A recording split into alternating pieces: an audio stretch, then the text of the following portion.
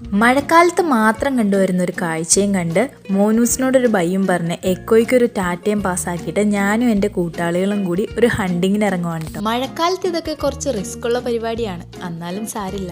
തോടും കനാലും ഒക്കെ നിറഞ്ഞൊഴുകുവാണ്. മഴക്കാലത്ത് പോകാൻ പറ്റിയൊരു സ്പോട്ട്.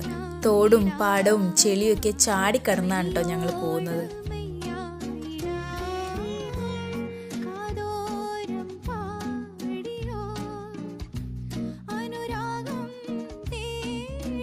സ്പോട്ടിലെത്തി. വീട്ടുകാരോട് ചോദിച്ചപ്പോ പറിച്ചു എന്ന്. അപ്പൊ തന്നെ അറ്റാക്ക് തുടങ്ങി. കവറൊക്കെ വീട്ടിൽ നിന്നേ കരുതി. സംഭവമൊക്കെ സെറ്റാക്കി നേരെ വീട്ടിലേക്ക് പോന്നു. അടിപൊളിയായിരുന്നോട്ടെ ഇന്നത്തെ ജേണി.